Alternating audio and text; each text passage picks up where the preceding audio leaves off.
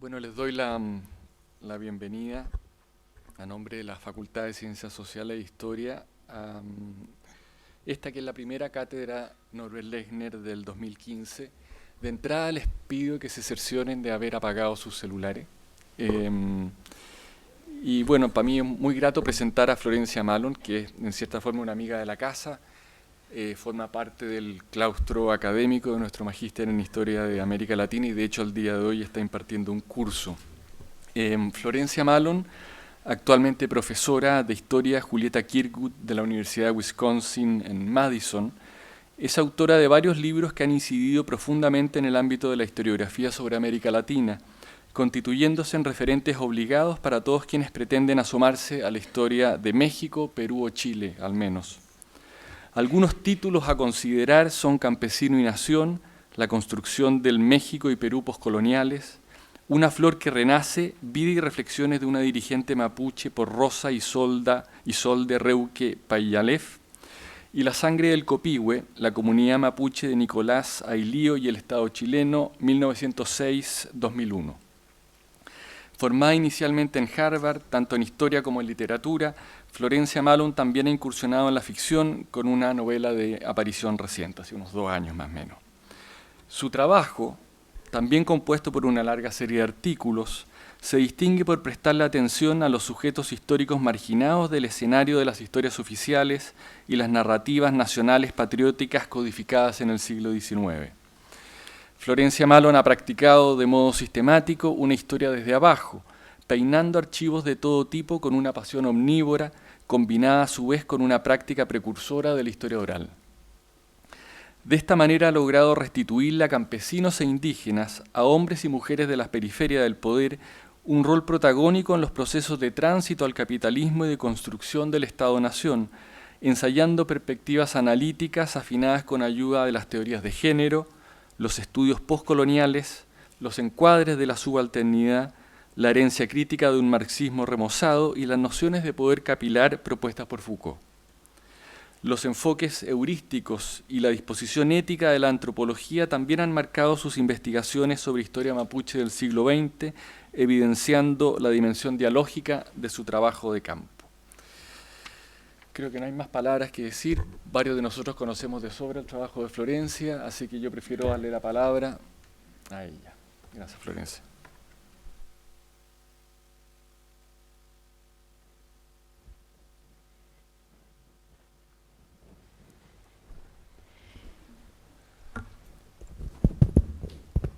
Ya, se me escucha, ¿no? ¿Está bien? Muchas gracias, Manuel. Buenos días a todas y a todos. Para mí es un honor especial dictar una cátedra con el nombre de Norbert Lechner, cuya agudeza teórica y política fue una verdadera inspiración para mi generación.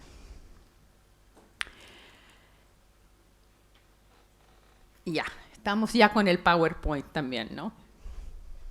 Hay algunas cosas importantes en el PowerPoint, algunas.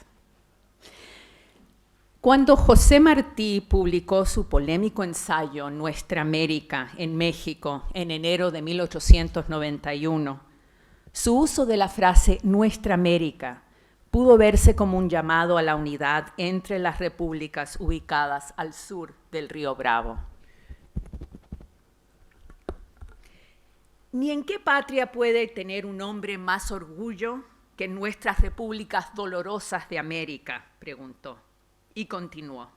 De factores tan descompuestos, jamás en menos tiempo histórico se han creado naciones tan adelantadas y compactas.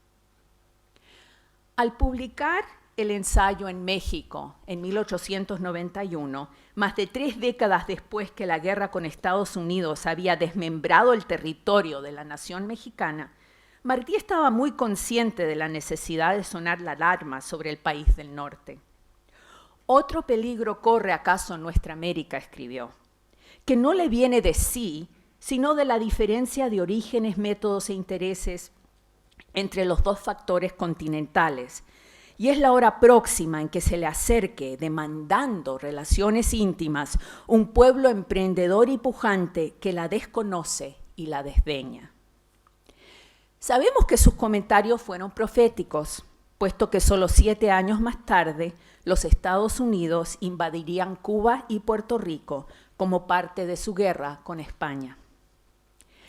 Me propongo aquí trazar una genealogía Foucaultiana de los múltiples significados de América y cómo evolucionaron de una visión hemisférica durante los siglos XVI a XVIII a una serie de significados debatidos, uno de los cuales era el de Martí en el siglo XIX y más allá.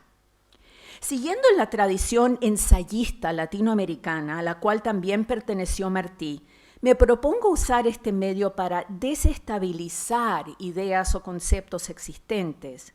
También uso la idea de ensayo en su sentido más amplio de ensayar, o sea, de intentar algo nuevo. Mi propósito no es producir un análisis definitivo, sino abrir nuevas vetas para la discusión. Comenzaré por excavar lo que Foucault llama los conocimientos subyugados, los conocimientos sepultados por las relaciones de poder. Exploraré los numerosos significados de América, colocándolos en el contexto de las cambiantes relaciones de poder en el hemisferio occidental y el mundo atlántico del cual formaba parte. Retornando después a los significados múltiples de América y cómo se han debatido, usaré el método de genealogía, lo que Foucault ha llamado un intento por emancipar los conocimientos históricos para reflexionar sobre cómo y cuándo América se volvió, en el país del norte, sinónimo de Estados Unidos. El historiador intelectual Edmundo O'Gorman se enfrentó desde los 1940 a la noción del descubrimiento de América, llegando a creer que más bien debería llamarse la invención de América. Poco después de publicarse la primera edición en castellano de su libro con este nombre, fue invitado a dar una serie de conferencias en Indiana University en Estados Unidos, donde logró repensar este proceso de invención, ubicando su origen en la necesidad de dar cuenta del nuevo conocimiento producido por las expediciones marítimas que encontraron nuevas tierras hacia el oeste, entre Europa y Asia. Aquí se entabló un diálogo conflictivo entre el nuevo conocimiento y la visión del mundo confirmada en la teología cristiana.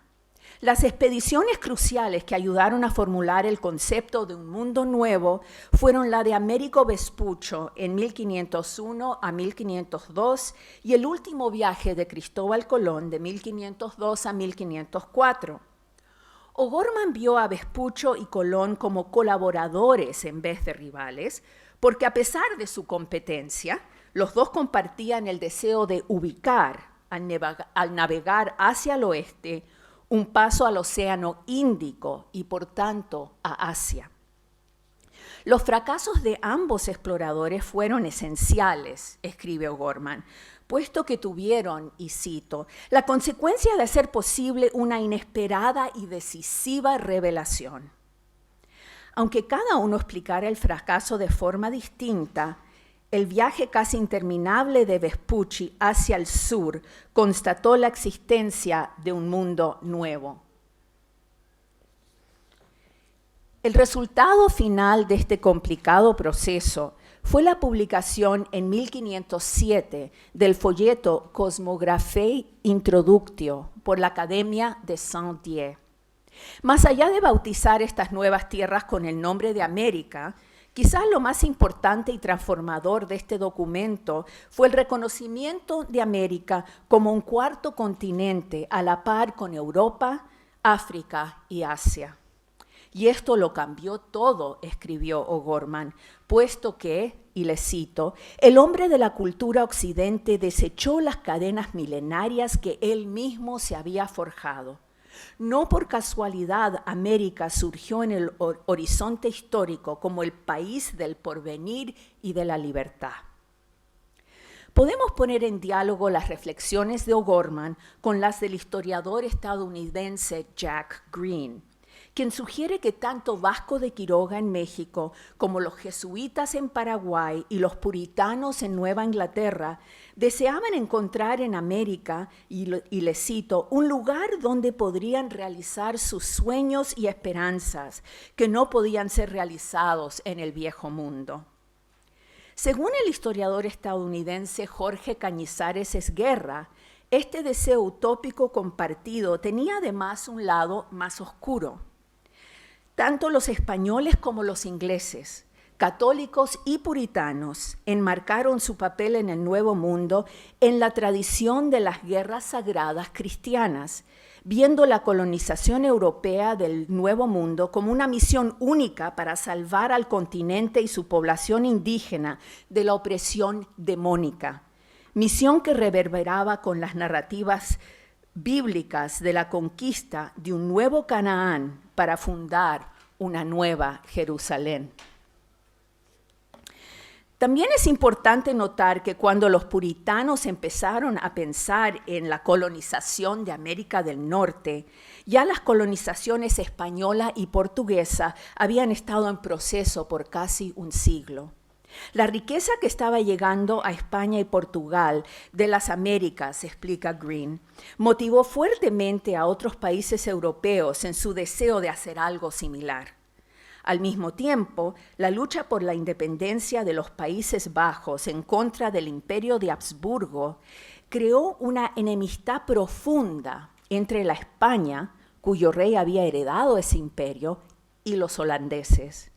Esta enemistad reverberó, como explica Benjamin Schmidt, de forma muy compleja con las narrativas de la conquista española de América. Aunque los analistas están en profundo desacuerdo sobre los orígenes y la difusión de la leyenda negra, un aspecto bastante claro es que la mayoría de las versiones comenzaron con la brevísima relación de la destrucción de las Indias del padre Bartolomé de las Casas. Como escribe Louis Henke, los escritos del padre, quizás especialmente su brevísima relación, pueden considerarse expedientes apasionadamente escritos para abogar por una causa específica y tienen el tono de folletos todavía calientes de la imprenta que se han producido para convencer a los lectores a apoyar una acción específica e inmediata a favor de los indígenas. Y Schmidt señala que los cálculos de números de muertos se presentan obsesivamente a lo largo de la narrativa del padre Las Casas y agrega que el padre dominicano nunca clarificó cómo llegó a estos altísimos números, que si sumamos los totales de las distintas islas y provincias que incluyó en sus estimaciones, el total llega más allá de 20 millones. Si no podemos reconstruir el proceso mediante el cual Las Casas calculó sus números, sí podemos reconstruir el origen y contexto de su apasionada denuncia. Como miembro de la primera generación colonizadora en la isla de Española, había recibido una encomienda como recompensa por haber participado en la conquista de Cuba ya como sacerdote ordenado. Esta conquista, sumada a sus viajes posteriores en México y América Central, formaría la base principal en sus escritos posteriores para sus denuncios de abuso. Las Casas también formó parte de un linaje colonizador más amplio, puesto que su padre y su tío participaron en la última expedición de Cristóbal Colón al Caribe y, escribe el historiador inglés David Brading, le trajeron un joven indígena, esclavo para su servicio. Resumiendo la versión del propio Las Casas, Brading explica que el sacerdote empezó a cambiar de parecer con la llegada de los frailes dominicanos a Española en 1510, puesto que, y cito a Brading, pronto merecieron fama por su vida austera y dedicación misionera. El padre siguió en posesión de su encomienda y mantuvo su estilo de vida hasta la Pascua de la Resurrección, cuando el fraile dominicano que lo confesó rehusó darle la absolución y se le asignó para su sermón de Pascua una porción de Eclesiastés que comenzaba, y cito, «Si uno sacrifica parte de algo que se ha conseguido de mala fe, el sacrificio está manchado. Los regalos de los transgresores son inaceptables». Todas estas revelaciones acumuladas llevaron a que en 1514 las Casas decidió, según David Brading, liberar a sus indios y buscar una reforma del sistema entero. Esta historia de transformación personal es un factor central en cualquier explicación de la pasión y el fervor misionero con que las Casas escribió sobre la crueldad española frente a los indígenas. Él había participado de ella.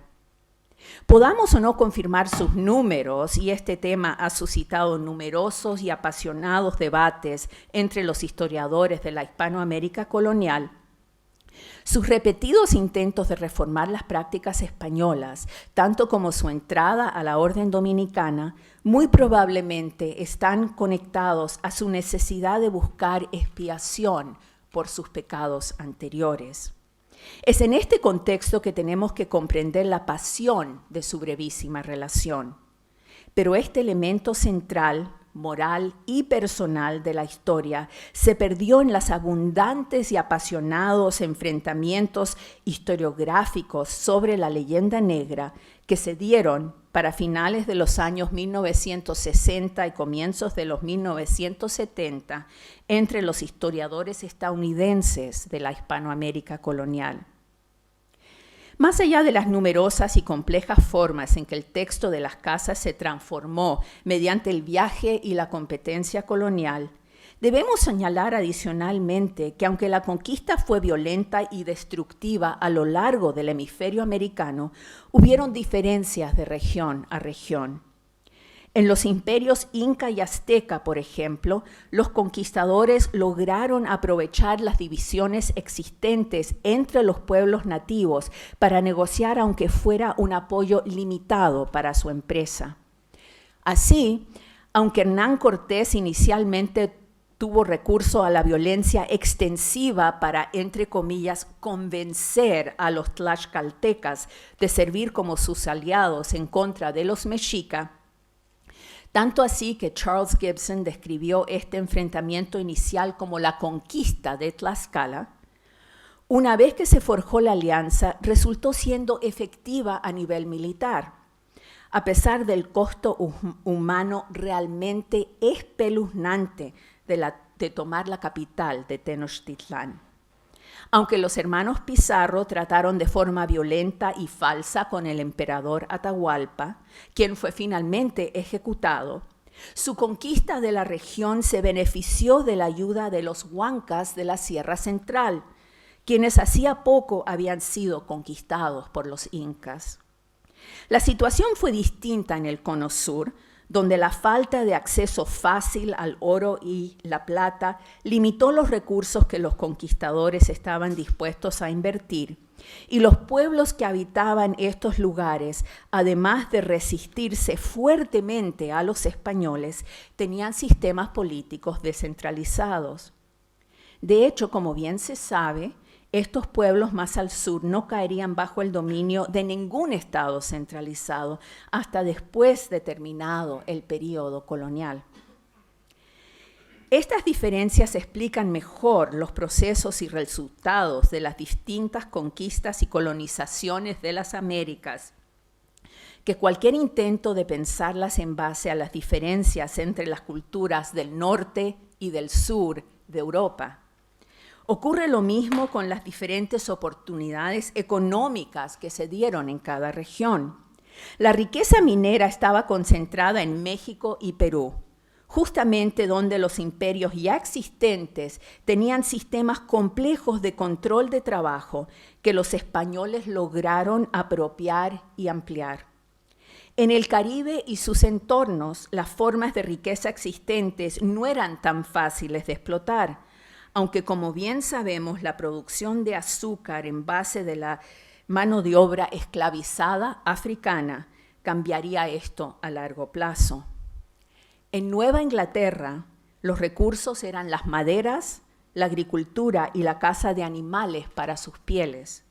Aunque los criterios del mercado estuvieron siempre presentes, el proceso de colonización, como ha escrito el historiador estadounidense Neil Salisbury, comenzó con una economía de intercambio en que comerciantes franceses y holandeses ofrecían artículos europeos de consumo, como herramientas, textiles, ollas de cobre, cuentas de vidrio, a cambio de las pieles. En contraste con los franceses y holandeses, escribe Salisbury, las expediciones inglesas entre 1602 y finales de los 1610 intentaron forzar o dominar uno u otro de los pueblos aliados a los franceses para obtener comida, fuerza de trabajo o territorio y para establecer su autoridad política y superioridad cultural. Fue por esto que los ingleses inicialmente no tuvieron éxito. Y su suerte cambió solamente después de que la primera gran epidemia redujo a la población nativa, citando a Salisbury, por más o menos un 90%. De hecho, Salisbury concluye que de forma parecida a otras partes de las Américas, fueron las epidemias para las cuales los indígenas no tenían anticuerpos que resultaron ser el arma de conquista más efectiva. Por tanto, aunque el carácter de las colonizaciones fuera muy distinto, había una similitud dramática en el proceso de conquista mediante la enfermedad epidémica que le da una ironía especial a la noción de una leyenda negra que solamente tenía que ver con la colonización española. También debemos recordar que la leyenda negra siguió una larga y tortuosa trayectoria, informada repetidamente por las luchas por la supremacía entre los poderes coloniales europeos, no solamente en la época entre los 1500 y 1800, sino que también hasta comienzos del siglo XX. De hecho, si pensamos la evolución de la leyenda negra en el contexto de los conflictos internacionales entre los poderes europeos, es quizá especialmente interesante que el intelectual franquista conservador español Julián Juderías publicó la primera edición de su denuncia de la leyenda en 1914, al comienzo de la Primera Guerra Mundial, y la segunda edición en 1917, citándolo directamente, en los momentos en que se halla en su apogeo una guerra sin precedentes en la historia, esta guerra en la cual se destruyen con saña indescriptible las naciones que tenemos por más cultas, ha deshecho no pocas ilusiones. Aunque en desacuerdo sobre algunos de los detalles, la mayoría de los estudiosos están de acuerdo que la leyenda negra surgió en Europa en el contexto de la Guerra de Flandes, en que los Países Bajos lucharon por su independencia frente al Imperio de Habsburgo. Benjamin Schmidt hace claro que la invasión española de los Países Bajos se representó en las narrativas holandesas de forma paralela a la conquista de América. Es también bastante notable que en el mismo año, 1620, se publicaron en Ámsterdam 2 libros sobre la tiranía española, uno sobre los Países Bajos y el otro sobre las Indias Occidentales. Los dos contenían ilustraciones sumamente gráficas y muy parecidas que detallaban los abusos horríficos de los soldados españoles. Como señala Schmidt, las imágenes originales sobre la crueldad española en América reproducidas en estas ediciones habían aparecido primero en la traducción al latín de la brevísima relación hecha en 1598 por Théodore de Brie. No voy a explicarla en detalle, yo creo que habla por sí misma, ¿no? Y esta es una de las litografías de Brie que apareció en esa edición de la brevísima relación. Es especialmente fascinante en este contexto que la brevísima relación, con las ilustraciones de Brie incluidas, volvió a circular en Estados Unidos en 1898, como parte de una campaña de propaganda en apoyo de la guerra entre España y Estados Unidos. Como anotan los académicos estadounidenses Amy Kaplan y David Blight, la guerra entre España y Estados Unidos puede verse, por lo menos en parte, como un intento de resolver en tierra extranjera las contradicciones más profundas del proceso de formación del Estado que habían culminado en Estados Unidos en la Guerra Civil. Blight analiza una caricatura política que apareció en el periódico estadounidense Chicago Inter-Ocean en mayo de 1898, y aquí les cito: al lanzarse Estados Unidos a la guerra con España en 1898, esta caricatura celebraba la reconciliación de los soldados de la Confederación y de los soldados de la Unión, envueltos en la bandera nacional, o sea, la bandera estadounidense, mientras miraban quemarse Cuba.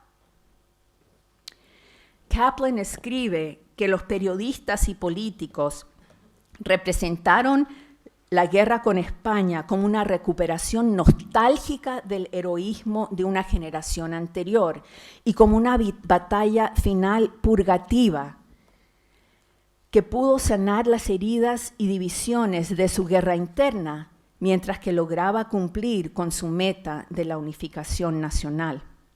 Al enfocarse exclusivamente en la presencia de los soldados estadounidenses en el campo de batalla, algo que, Kaplan explica, tenía que producirse ideológicamente, lograron borrar la historia anterior de la guerra de los cubanos en contra de España y así ubicar el punto de origen de la guerra en la entrada de Estados Unidos al conflicto. Borrar la historia previa de la guerra cubana en contra de España está también en el mismo centro de la publicación, en 1898, por una casa editorial en Nueva York, de una traducción al inglés de la edición francesa de 1620 de la brevísima relación. Con el título de Un recuento histórico y verídico de la cruel masacre y matanza de 20 millones de personas en las Indias Occidentales por los, mayúsculas, españoles, esta versión decía además que había sido escrita por, nuevamente en mayúsculas, el obispo Las Casas, testigo ocular. Después de reproducir el texto de la edición francesa en una traducción atribuida solamente a NML, esta versión continúa de la siguiente manera. El español del siglo XIX es muy poco distinto al español del XVI. Es verdad que no se atreve a cometer las acciones escandalosas que se han narrado en las páginas anteriores, pero si recordamos su forma de tratar a las mujeres y niños indefensos de la provincia de La Habana y el crimen impensable de un oficial español que en su informe oficial se vanagloriaba de haber matado a una familia entera de cubanos, con excepción de una niña de 14 años a quien mantuvo como concubina, podemos ver que el español de hoy se compara favorablemente a sus antepasados. En esta sección de la nueva traducción, con el título de Los españoles hoy en Cuba, las descripciones de los abusos cometidos por el ejército español van acompañadas por las litografías originales de Debris. La ubicación de estas ilustraciones tiene el claro propósito de asociar lo que los españoles estaban haciendo en Cuba en el siglo XVI con lo que están haciendo a finales del siglo XIX, proporcionando así una justificación humanitaria para la intervención estadounidense. Cerca del final de esta sección, por si el lector todavía no ha comprendido el mensaje, aparece el siguiente comentario. Han pasado casi 400 años desde que Pizarro y Cortés, con sus bandas de seguidores temerarios y crueles, devastaron las Indias Occidentales y la América del Sur. Hoy aparece un nuevo Pizarro con la forma de un general Weyler.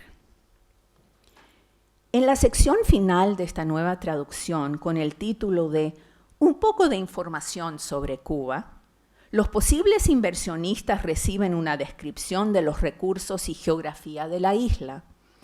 El texto les asegura que, y cito, aproximadamente 2/3 de la costa están libres de cayos y arrecifes y de fácil acceso. Ya no puede ser más claro el mensaje de esta nueva traducción.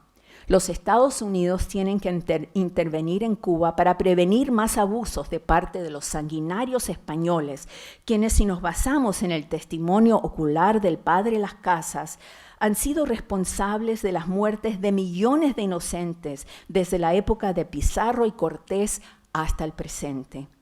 El premio por esta acción humanitaria será, claro está, los recursos abundantes de la isla, que son de fácil acceso. Pero si reflexionamos sobre esta nueva traducción en conjunto con el análisis de Kaplan, podemos ver cómo al borrar las guerras cubanas de independencia que habían comenzado en los 1860s, y se hace posible transformar los abusos notables en contra de la población cubana del ejército español bajo la comandancia del general Valeriano Weyler, parte de una campaña de contrainsurgencia frente a un poderoso enemigo compuesto de un ejército cubano multirracial, en una simple continuación de los abusos españoles que comenzaron a finales del siglo XV. ¿Y qué podría ser más conveniente del punto de vista de una emergente potencia colonial internacional que la posibilidad de construir sus acciones imperialistas como la defensa humanitaria de víctimas inocentes, incapaces de defenderse ellos mismos? Parecería que fue precisamente en este momento en que sus ambiciones internacionales se expandían en el hemisferio americano y en el Pacífico, que la propiedad efectiva desde una perspectiva estadounidense sobre el término América se habría confirmado. También fue justo en estos momentos que la Conferencia de Berlín confirmó las ambiciones de los poderes europeos sobre el continente africano, creando un aliciente adicional y poderoso para que los Estados Unidos, en su constante competencia con Europa, definiera su propia esfera de influencia entre el Caribe y el Pacífico. Pero nos falta considerar la historia política anterior de los Estados Unidos y explorar la complicada y difícil evolución de una nación postcolonial que intentó juntar un grupo de colonias de distintos y conflictivos orígenes en una sola entidad. Y aquí muy brevemente les hago notar que en el momento de la independencia, esto era Estados Unidos, no más. Y estaban rodeados de territorio francés y español. El historiador estadounidense Leonard Sadowski hace claro que tanto el proceso de independencia de los Estados Unidos como las negociaciones muy complicadas sobre la confederación versus la federación que se desarrollaron entre la Declaración de la Independencia en 1776 y la ratificación de la Constitución en 1787 deben comprenderse en un contexto atlántico en el cual las ambiciones de Estados Unidos de formar parte del sistema más amplio de Westfalia, que había emergido después de la Guerra de los 30 años en Europa, se vieron repetidamente frustradas en el contexto del modelo de la Confederación por la falta de una diplomacia efectiva. Todo esto presionó hacia un sistema político más unificado, algo especialmente difícil dado el sentido profundo de autonomía que compartían las colonias originales que se habían juntado en la Confederación, creando una profunda contradicción entre los conceptos pueblo de América, entre comillas, y los estados. En el documento titulado El Federalista, escrito por James Madison, John Jay y Alexander Hamilton bajo el seudónimo Publius, Cuando se discute la relación entre los distintos sectores del gobierno nacional, se lee que, y cito, la Cámara de Diputados derivará sus poderes del pueblo de América. Después leemos, el Senado, por otra parte, derivará sus poderes de los estados, entidades políticas iguales entre sí. Aquí vemos la tensión entre la noción de América, que representa la unidad, y la noción de los estados, que denota autonomía y separación. Como este documento se propone explicar y justificar la necesidad de una transición de la confederación a la federación a partir de la Constitución de 1787, esta tensión resulta especialmente interesante. También vemos que las nociones de territorio, prestigio y legitimidad son centrales a la evolución de los Estados Unidos y que, según Publius, la falta de un gobierno unificado ha hecho imposible conseguirlas, llevando, y cito, casi a la última etapa de la humillación nacional. Final de la cita.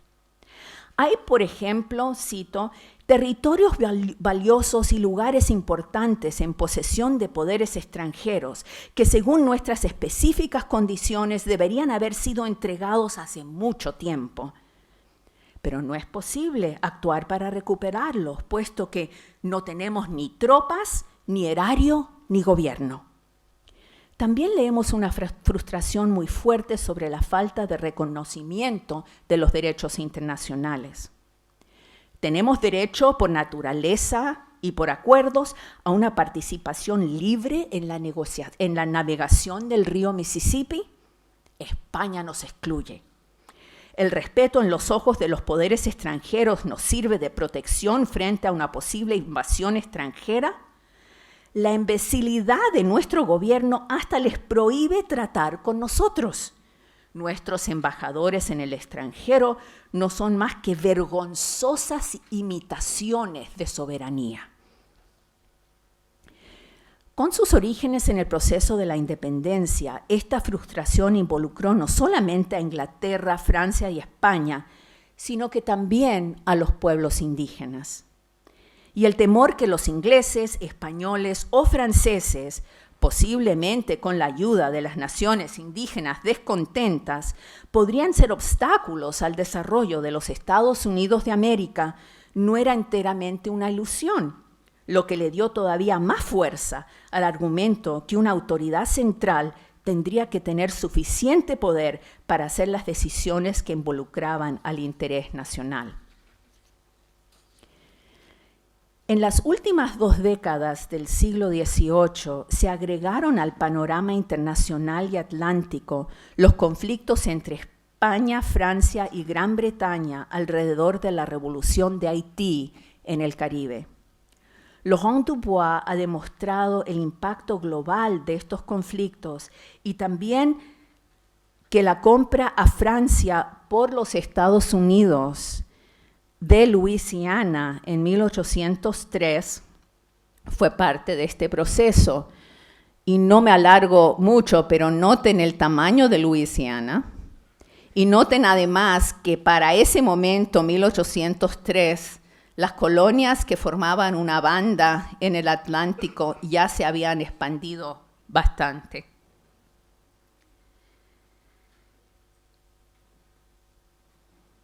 Entonces la compra a Francia de Luisiana estaba íntimamente ligado a la idea que la expansión continental de Estados Unidos estaba íntimamente ligada al convencimiento por parte de los líderes políticos estadounidenses que solamente mediante una masiva expansión territorial sería posible competir con los poderes europeos. Encontramos la evidencia más sólida sobre la conexión entre todos estos eventos y temores en las memorias de uno de los grandes políticos estadounidenses de la época, John Quincy Adams, cuando en 1819 reflexiona sobre una conversación que tuvo con varios otros importantes dirigentes políticos, quienes expresaron su preocupación que Inglaterra y Francia consideraban a los Estados Unidos, y cito, un pueblo ambicioso e invasivo. Y él escribe su respuesta. Dije que dudaba que debíamos preocuparnos por ello. La Gran Bretaña, después de vilificarnos durante 20 años como una nación de mezquinos mercachifles, sin ambiciones generosas y teniendo solo el oro como nuestro Dios, ha cambiado ahora su tono e intenta sonar la alarma sobre nuestra gigantesca ambición. España está haciendo lo mismo, y Europa, que desde el comienzo de nuestro gobierno bajo nuestra Constitución presente, ha visto a estas naciones conspirando con los indígenas y negociando para establecer nuestra frontera en el río Ohio, que está acá arriba a propósito. Se sobresalta primero por nuestra adquisición de Luisiana y ahora por nuestra pretensión de expandirnos hacia el Océano Pacífico. No hay nada que podamos decir que cambie esta impresión, hasta que el mundo entero llegue a darse cuenta que nosotros consideramos al continente entero de América del Norte como nuestro dominio legítimo y verdadero. También es en el contexto de estas tensiones entre los Estados Unidos y Europa que podemos comprender mejor la guerra de 1812, que involucró a los poderes europeos, especialmente Francia e Inglaterra, y el suroeste del continente, puesto que durante la guerra de 1812 comenzó una guerra civil entre distintas facciones del pueblo indígena Creek. Por un lado, una facción radicalmente anti-europea conocida como los bastones rojos, en inglés Red Sticks, y por el otro, los sectores más moderados y europeizantes del mismo pueblo. Más allá de un destructivo ataque de los bastones rojos al fuerte Mims,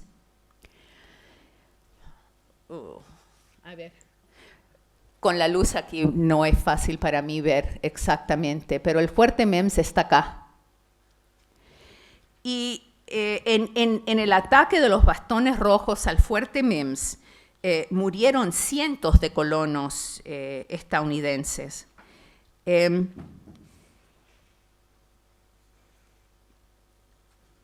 Entonces, más allá de este destructivo ataque a la guarnición, se supo que los bastones rojos estaban consiguiendo armas de proveedores ingleses a través de intermediarios españoles en Pensacola, Florida, que está acá. Pensacola está aquí.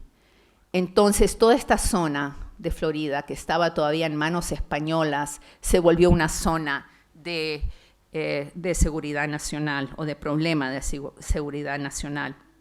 En tal contexto, no debe sorprendernos que entre 1812 y 1827 los Estados Unidos también entabló dos guerras con el pueblo indígena Seminole en un intento de limitar la influencia de España en la provincia de Florida y también de impedir que los Seminole ofrecieran protección a los esclavos cimarrones.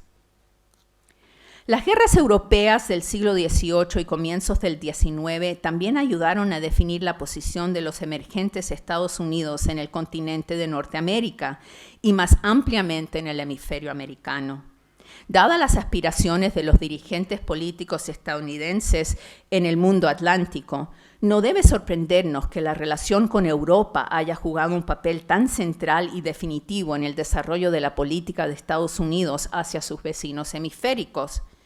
Menos analizada es la reverberación entre la política de Estados Unidos hacia los pueblos indígenas y hacia las naciones latinoamericanas. Y como ambas eran claramente animadas por las preocupaciones sobre la seguridad nacional estadounidense, Sadowski nos ayuda a pensar cómo Andrew Jackson, después de sus victorias frente a los pueblos Creek, desarrolló una estrategia para, y cito, limitar la capacidad de los poderes europeos de intervenir en los asuntos internos de los pueblos indígenas y en las negociaciones diplomáticas que los Estados Unidos establecía con ellos, lo que él llama la doctrina Jackson, y que, y lo cito, era casi exactamente lo que los Estados Unidos quería requerir en las relaciones europeas con los nuevos estados latinoamericanos, como se decía en la doctrina Monroe. Estas preocupaciones en torno a la seguridad nacional y la falta de igualdad en el sistema atlántico tenían también una íntima interconexión con los intensos y persistentes debates al interior de los Estados Unidos sobre los derechos de los estados. Estos conflictos estuvieron profundamente interrelacionados con los debates sobre la esclavitud, y todas estas tensiones emergerían una y otra vez a lo largo del siglo XIX, cuando las dinámicas de formación de la nación estadounidense impulsaron una expansión hacia el oeste, buscando controlar, en las palabras de John Quincy Adams, el continente entero de América del Norte. Un punto especialmente álgido en este proceso se daría con la guerra entre México y Estados Unidos. Cuando la penetración comercial estadounidense, especialmente en la región de Texas, se intensificó después de la independencia mexicana en los años 1820, el tema de la esclavitud se volvió un punto de conflicto después de la abolición de la esclavitud en México en 1829, culminando en la llamada Revolución de Texas de 1835. Según John Tutino, los anglo-tejanos que reclamaron su independencia en 1835 buscaron anexarse a los Estados Unidos una década más tarde. Estaban dispuestos a renunciar a su soberanía para preservar la economía del algodón y la esclavitud y para tomar control del río Bravo. Según la historiadora estadounidense Amy Greenberg, la guerra entre México y los Estados Unidos fue en parte una consolidación y reproducción de ideologías y prácticas anteriores en la expansión y conquista frente a los pueblos indígenas de Norteamérica. Describe cómo compañías de voluntarios del estado de Arkansas, aquí, que habían luchado anteriormente en las guerras indígenas, usaron tácticas en contra de la población civil mexicana que incluían arrancarles las cabelleras a las víctimas como trofeos. También demuestra que los jefes militares y políticos de la guerra civil estadounidense tuvieron su primera experiencia en el terreno de prueba militar en México. Más allá de señalar las conexiones de la guerra entre México y Estados Unidos con la guerra civil estadounidense, el análisis de Greenberg también sugiere que los conflictos entre norte y sur en los Estados Unidos y el expansionismo territorial estadounidense estuvieron relacionados. En este expansionismo, como ya hemos visto, profundamente motivado por los conflictos hemisféricos entre los poderes coloniales europeos y por el deseo de tener una posición de igualdad en el sistema atlántico mundial, también motivó y fue motivado por los enfrentamientos entre norte y sur dentro del mismo país. Y según Greenberg, impulsó a los expansionistas en las dos secciones del país a presionar por más tierra, en Hawái, Centroamérica, Yucatán y particularmente en Cuba. Concluye Greenberg, era un conflicto que no se podía resolver con palabras.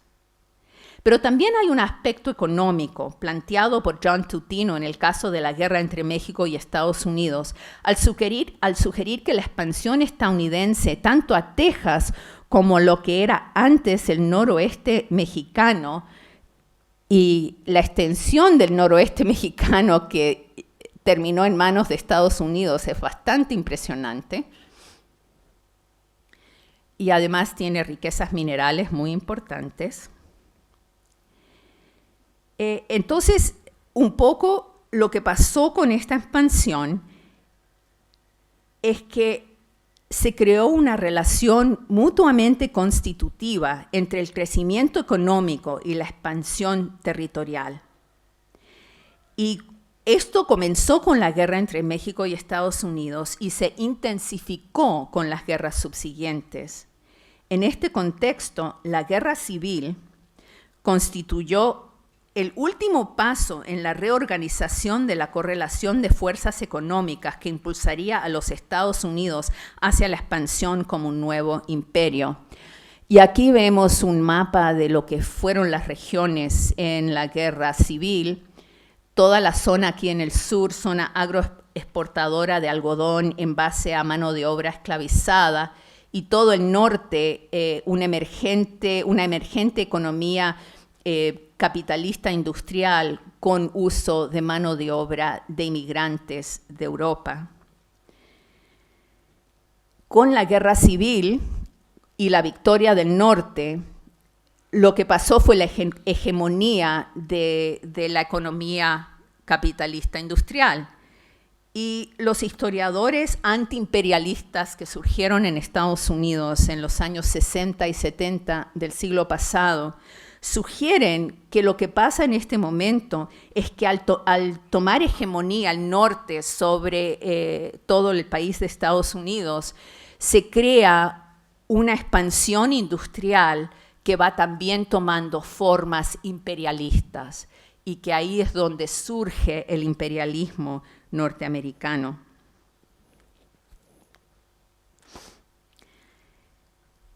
Al mismo tiempo, las dificultades de resolver las heridas y divisiones internas dejadas por la guerra civil y el intento de sanarlas en tierras extranjeras también facilitó la emergencia de una nueva visión, un autoconcepto en realidad, de los Estados Unidos como el gran salvador y protector de todos esos pueblos que todavía sufrían bajo el yugo del colonialismo español. Y todo esto se juntó para finales del siglo XIX. Mi exploración de cómo una palabra que inicialmente denotaba la totalidad del hemisferio occidental se transformó en una abreviación para los Estados Unidos de América ha llegado a su última etapa.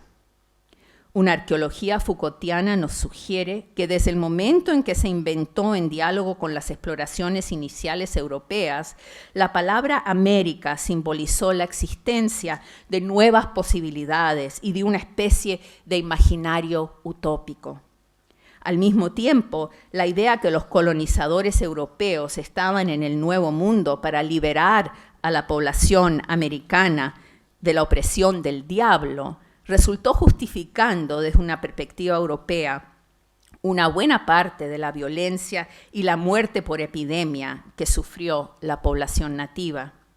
Así es que en el hemisferio como un todo, el proceso de conquista y colonización puso en profunda duda el aspecto utópico de la idea de América, con un trasfondo de violencia y explotación. La expropiación y explotación de los pueblos indígenas y afrodescendientes se tapó de diversas formas en distintas partes del hemisferio y en ningún lugar con más éxito que en las colonias británicas que se transformarían en los Estados Unidos de América. El caso de la América española es un tanto distinto por las intervenciones apasionadas del padre Bartolomé de las Casas, como resulta claro de los debates entre historiadores latinoamericanistas sobre la leyenda negra. El trato cruel de los pueblos indígenas se volvió una espina clavada eternamente en el colonialismo español. Tanto así que hasta comienzos de este siglo, con el gran genocidio de los pueblos indígenas en Guatemala, que se dio con las dictaduras militares y la guerra civil, la comparación efectiva entre los dos genocidios fue un arma poderosa en manos de los analistas y activistas de los derechos indígenas. Por otro lado, el uso de la brevísima relación de las casas por los poderes coloniales en competencia con España se volvió una estrategia tanto interesada como efectiva para mantener la atención en los abusos de España que habían sido tan ampliamente documentados por el padre dominicano. Su denuncia apasionada de las crueldades cometidas con los pueblos indígenas de las Américas resultó ser un arma poderosísima en manos de los holandeses, franceses e ingleses en sus conflictos con España. Y la brevísima relación sería nuevamente reivindicada en 1898 por un nuevo y emergente poder colonial, los Estados Unidos. Aunque estos conflictos geopolíticos nos ayuden a ver con otro lente la evolución histórica de América como hemisferio, no debemos olvidarnos que la América, como lugar nuevo, utópico y excepcional, fue un concepto compartido por muchos de origen europeo durante siglos. En tal contexto, el uso de América para significar la unidad de distintos estados al interior de los Estados Unidos nos sugiere un imaginario utópico que quizás sería reconocible para otros pensadores del hemisferio, incluyendo, como ya hemos visto, a José Martí. Sin embargo, dado todos los eventos históricos que hemos explorado aquí, la idea utópica de América se articuló al poder económico y militar imperialista en solamente un caso, los Estados Unidos. Hemos visto cómo las profundas divisiones entre norte y sur, inscritas en la misma médula del sistema federal estadounidense, en la tensión supuestamente productiva entre América y los estados, ayudaron a generar el expansionismo continental, a la vez que este mismo expansionismo generó divisiones todavía más profundas, especialmente alrededor del tema de la esclavitud, que a la larga desembocaron en la guerra civil. Al derrotarse el esfuerzo de reconciliación conocido como la Reconstrucción, y cuando el sur se segregó de nuevo, quitándole a la población afrodescendiente sus derechos democráticos bajo el velo de los derechos de los estados, ¿a qué mejor uso pudo ponerse la idea de América que el de bautizar a los Estados Unidos como el país defensor de la libertad en todo el mundo? Y si uno lo piensa hoy día, todavía está ahí en el autoconcepto del gobierno estadounidense en términos de su posición en el mundo. Dada la importancia de José Martí en la formulación de la idea de nuestra América, vale la pena comenzar nuestra conclusión con su ensayo sobre el Congreso Internacional de Washington, publicado en La Nación, en Buenos Aires, a finales de los años 1880, antes que su ensayo Nuestra América, y cuando Cuba estaba luchando con España en su guerra de independencia. Y aquí cito: de una parte hay en América un pueblo que proclama su derecho de propia coronación a regir por moralidad geográfica en el continente, y anuncia mientras pone la mano sobre una isla y trata de comprar otra, que todo el norte de América ha de ser suyo, y se le ha de reconocer derecho imperial del istmo abajo, escribió Martí en una sección particularmente irónica. Y de otra están los pueblos de origen y fines diversos, que no tienen más enemigo real que su propia ambición, y la del vecino.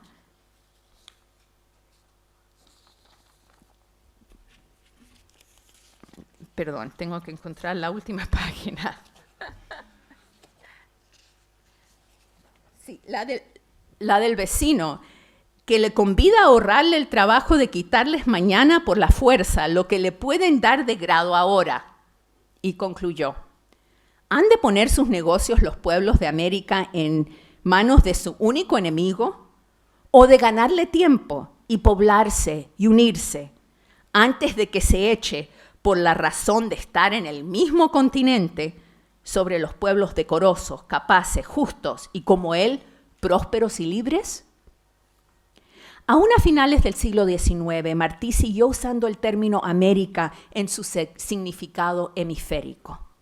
Su uso de la palabra América tenía múltiples aristas, pero la más importante era la de resaltar que Estados Unidos era solamente un país en el hemisferio, aunque tuviera ambiciones adquisitivas tremendamente desarrolladas. En tal contexto, la distinción que hace entre Estados Unidos como país ambicioso, adquisitivo e imperial, que está exigiendo la sumisión voluntaria de los demás países del hemisferio, y el resto de los países que son decorosos, capaces, justos y, como él, prósperos y libres, resulta especialmente mordaz. Como vimos en los escritos de O'Gorman en particular, los significados y anhelos articulados con la idea de América trascendieron lugares específicos del hemisferio y también ayudaron a los europeos a trascender las barreras teológicas.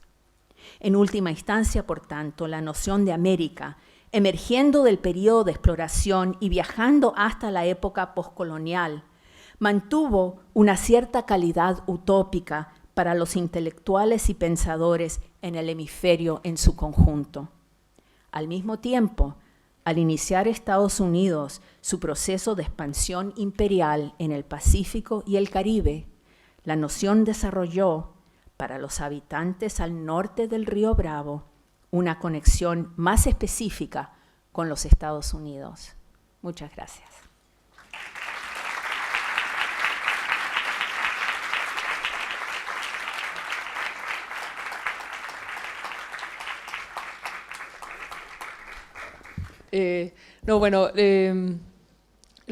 Al escuchar tu presentación te quería preguntar si pudieras comentar un poco, llevándolo al presente, ¿qué piensas tú de todo este furor de firmar tratados de libre comercio con Estados Unidos? Y también me queda dando vuelta mucho como una versión moderna tal vez de esto en la guerra contra las drogas, ¿cierto? La tolerancia cero y el impacto que eso ha tenido sobre toda la región.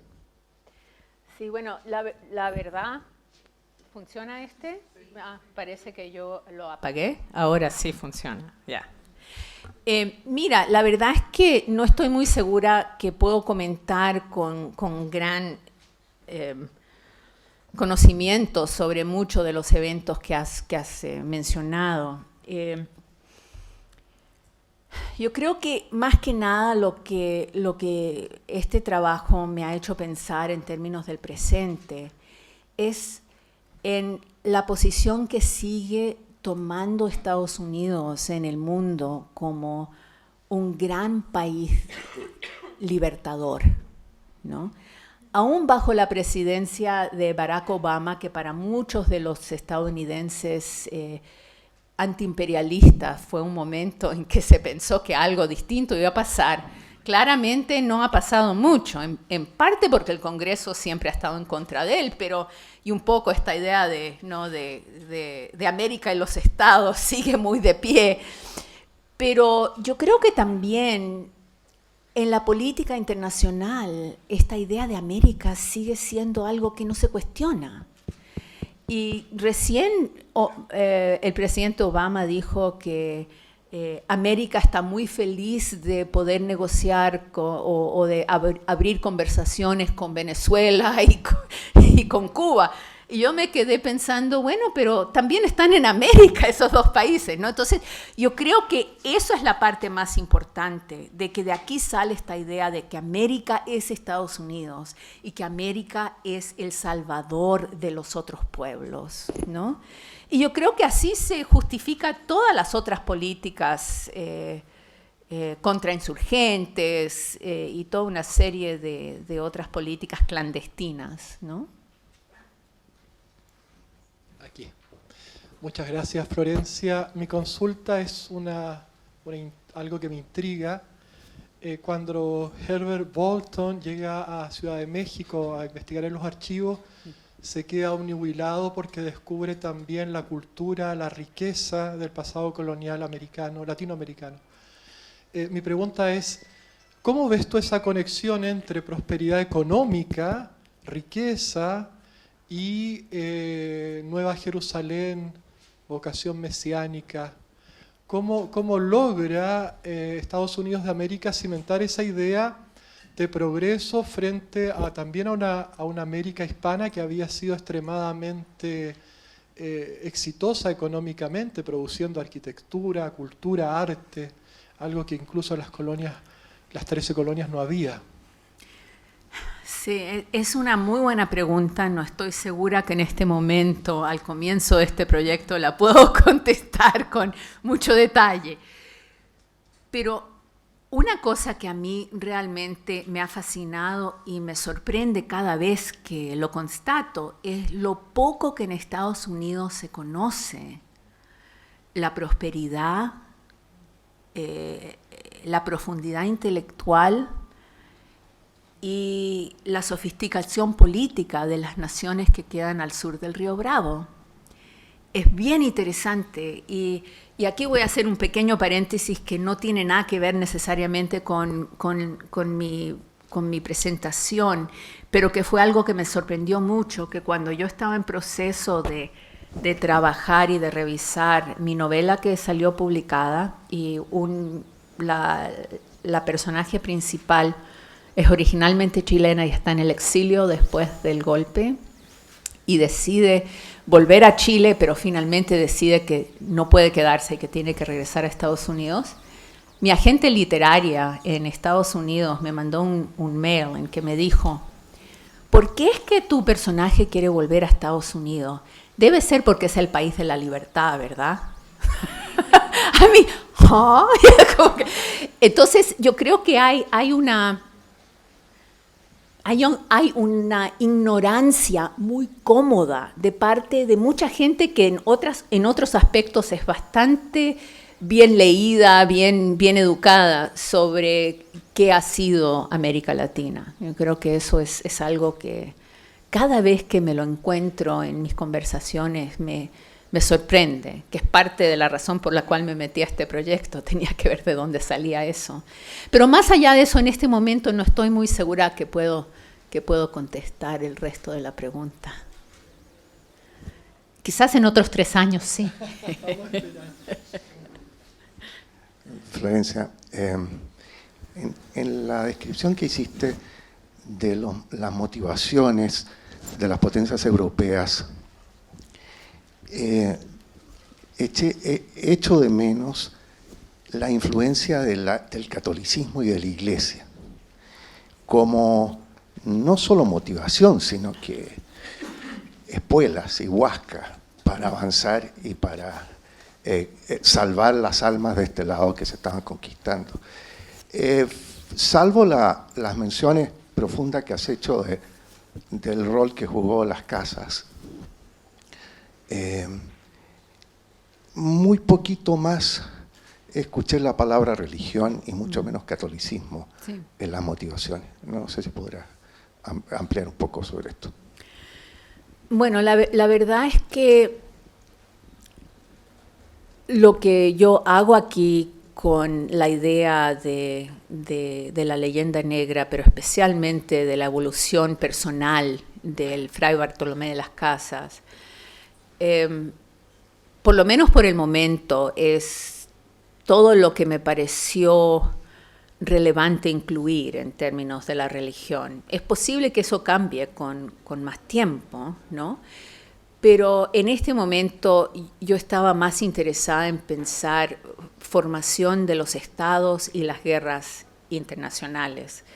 Y quizás en algún momento voy a decir que eso también tiene que tener conexión con la iglesia o con las iglesias, ¿no? Pero por ahora no he llegado hasta ahí. Pero es una idea interesante, lo voy a tener que pensar. Gracias. ¿Aló? Por la exposición que presentó me he observado de que el imperialismo a través de la guerra se va tomando posición de territorio. Y por lo tanto un denominador común es la guerra la que produce aclaración de los conflictos y posición de territorio. Por lo tanto, progreso. Y así lo ha demostrado Estados Unidos durante todo su periodo de existencia. La pregunta es, ¿cómo, ya hace poco tiempo, América Latina también fue producto de guerra o de toma de posición o de involucrarse en gobierno? Lo vivimos aquí en Chile también.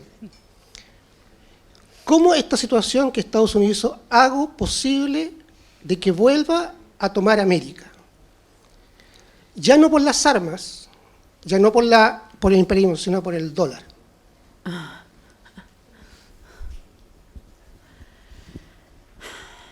Es una pregunta interesante y la verdad es que, dado el periodo histórico que cubre mi proyecto, no estoy enteramente segura que voy a llegar hasta ahí. Para mí, realmente lo que estoy haciendo es mirando más que nada el siglo XIX, y claro, la culminación sí es la guerra con España, Y ahí sí hay una muy fuerte expansión económica también de Estados Unidos en términos de su control de partes del Caribe, ¿no es cierto?, y también de Filipinas. Pero para mí la función de la guerra yo la estoy viendo más como una función política, como una función de la formación de los estados, y que en realidad Estados Unidos se forma a través de la guerra.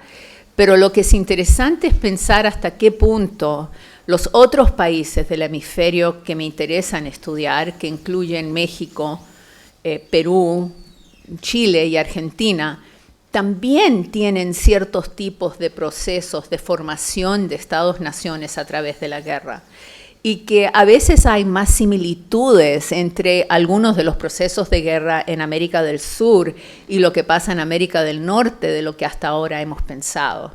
Y más por ahí yo creo que va a ir el proyecto cuando va expandiendo.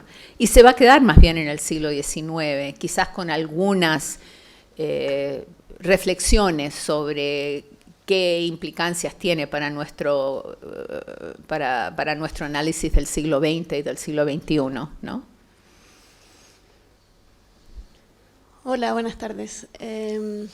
Un poco yendo, bueno, usted tiene como algunas investigaciones con respecto al pueblo mapuche acá en Chile, y me preguntaba qué rol cumplieron, o no sé si cumplieron, pero en este relato, en este análisis de la utopía, quedan un poco fuera los pueblos indígenas que viven o vivían también en el territorio que hoy día ocupa Estados Unidos.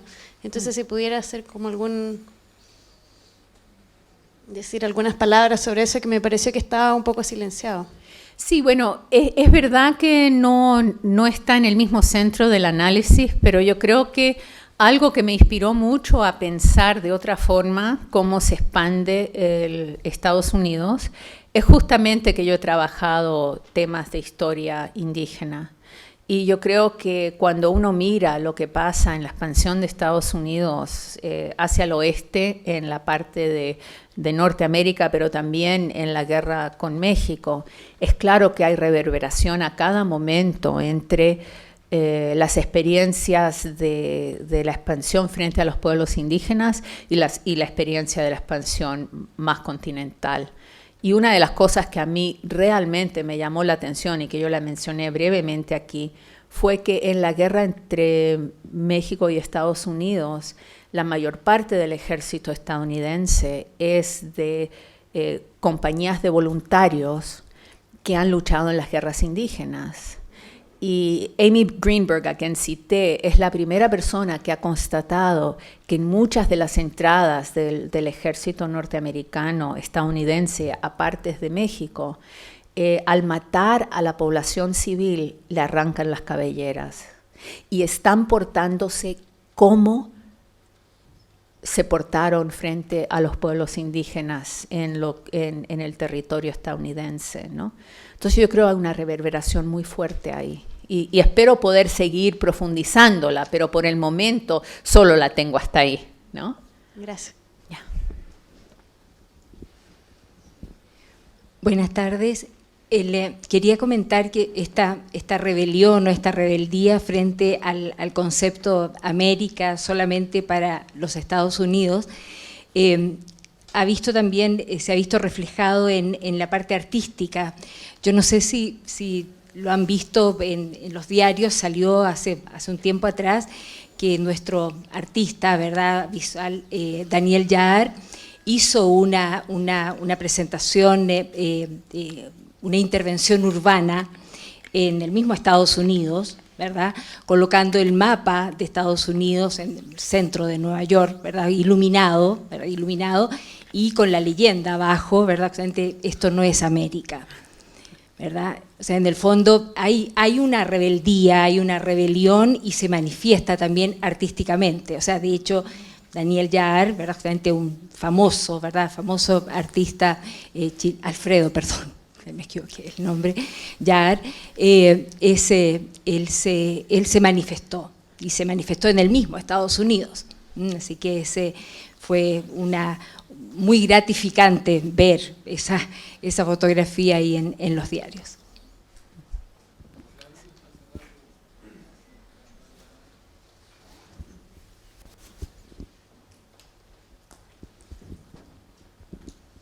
Gracias.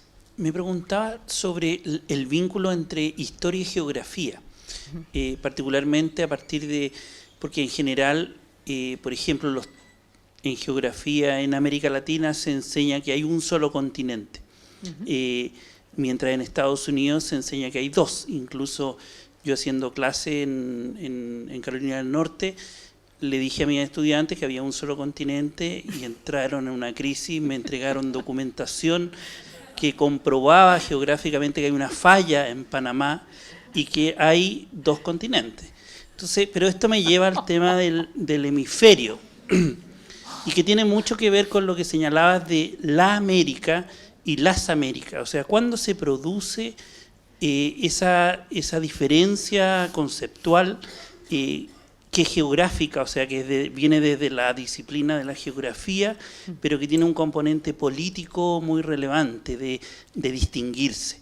Y sería interesante también explorar históricamente cómo la historia y la geografía entraron en diálogo, seguramente en el siglo XIX fue por el desarrollo de la geografía como disciplina, y que tiene un peso político muy significativo de distinción las Américas, de prueba empírica, buscar la falla geográfica, y de generar esta tensión de las Américas, la América como conceptualización política. No sé si está dentro de tu línea de reflexión este diálogo geografía-historia.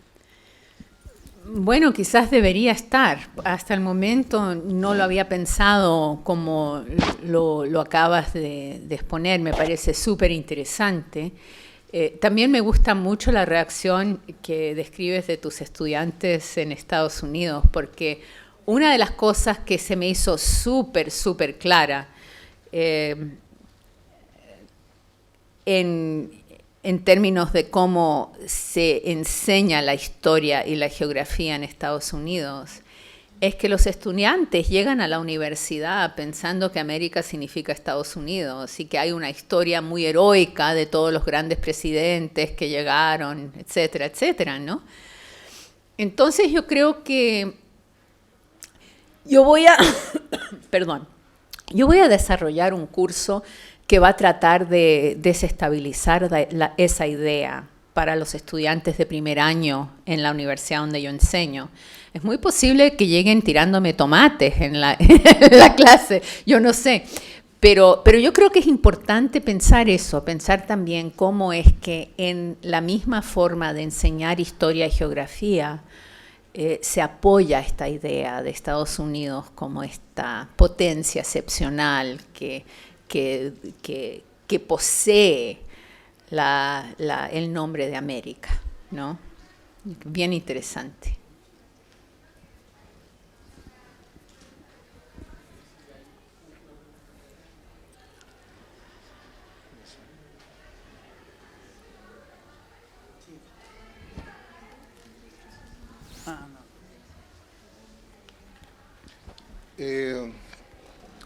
Sí.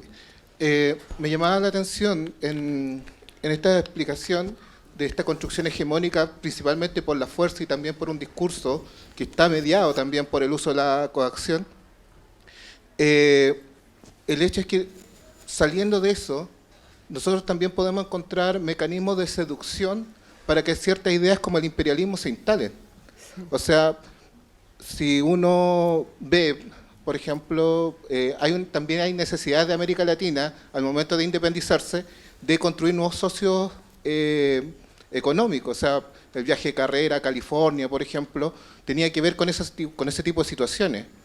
Por otro lado, América Latina sufre un proceso, primero, que tiene que ver con el tema de la inclusión del discurso proindigenista, en el sentido de que son los indígenas los que resisten a los españoles, y hay todo este juego también, y también de reverberancia, digamos, de la leyenda negra.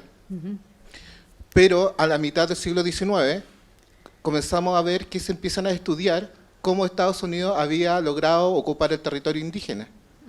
Entonces, ahí hay un juego, digamos, en la cual se comienza a ver a Estados Unidos también como un sujeto que ya ha solucionado problemas prácticos que tienen que ver con América Latina. ¿Qué papel tendría eso en este análisis, digamos, de la hegemonía imperial norteamericana? Nuevamente es una muy buena pregunta a la cual no tengo una respuesta en este momento. Yo creo que, como dije al comienzo, cuando uso la palabra ensayo, también es intentar algo nuevo, donde tengo solamente una parte de la información y tengo muchísimas preguntas, ¿no? Yo creo que el tema de cómo Estados Unidos logró solucionar su problema indígena de forma distinta, supuestamente, a lo que estaba pasando en América Latina o en las otras partes de América, yo creo que es bien interesante ese concepto, y yo creo que además es importante pensar que la forma en la cual el gobierno federal en Estados Unidos supuestamente resuelve el problema indígena es a través de un arreglo entre el gobierno federal y lo que se llaman las naciones domésticas dependientes, que son los pueblos indígenas. Entonces, la forma política en la cual se organiza la relación es distinta en Estados Unidos. No es mejor, pero es distinta.